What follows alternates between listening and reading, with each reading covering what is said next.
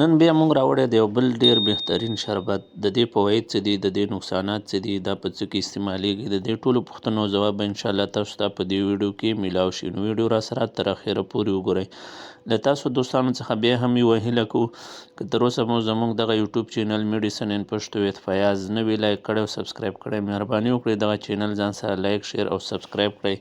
زموږ به پوره هڅه او کوشش وي چې هره ورځ هغه ویډیوګانې چې کومې تاسو ته ډېرې فایده ناکې وي هغه راوړو او تاسو ترې فایده واخلئ. نو راځو هایډرالین سیرپ.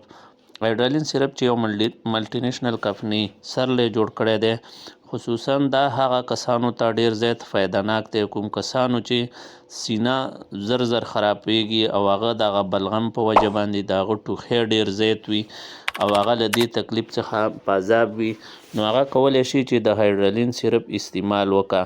نو کوم هغه کسان چې هغه بلغم زیات وي او سینې زر زر خرابیږي او له هغې څخه هغه ډېر زیات په عذاب وي، هغه ټوخی ډېر وي، نو هغه کولی شي چې د هایډرالین سیرپ استعمال وکړه. دې کې مختلفې فارمولې دي، نو خصوصا د سینې دپاره یا هغه کسان چې هغه الرجي په وجه د هغه بار بار نزله او زکام وي او هغه له هغې څخه ډېر زیات په عذاب وي، مطلب پوزې بهیږي، همداسې ورسره ټوخی، شدید ټوخی وي، وچ ټوخی وي او هغه له دې څخه په عذاب وي، له هغه سینه راپخه غوندې شي، هغه بلغم بار بار د ده خولې له راځي.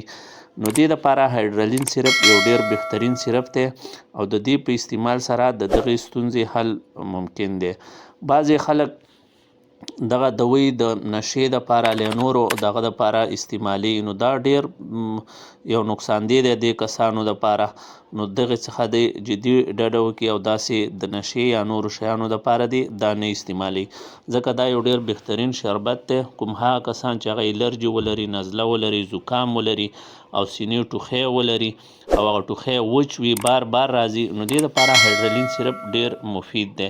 هایډرالین سیرپ چې دی د استعمال ښه طریقه یې دا ده چې دا په ورځ کې تاسو 2 ټیمه یا 3 ټیمه په مړه باندې یو چمچ استعمال کړئ. نو که چاته تکلیف ډېر وي هغه د سهار ماښام لکه 3 ټیمه په ورځ کې یو چمچ استعمال کړه، او که چاته تکلیف کم وي هغه کولی شي سهار ماښام له ورځ کې یوه دانه چمچه استعمال وکړه. یو خو د دې پرایس هم ډېر کم دی، که موږ راشو دا په 175 روپۍ باندې یو سیرپ دی، نو پرایز یې هم کم دی. بل یو ملټي نیشنل کمپنۍ سرلی هم جوړ کړی دی او بل په هر میډیکل سټور کې په اسانۍ سره هم پیدا کیږي.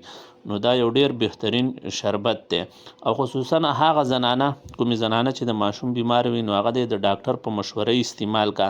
له هغه زنانه کوم زنانه چې ماشومانو ته فی ورکوي نو هغه د هم د ډاکټر سره مشوره وکړه او بیا دی چې ډاکټر ورته ولیکل بیا د استعمال کا.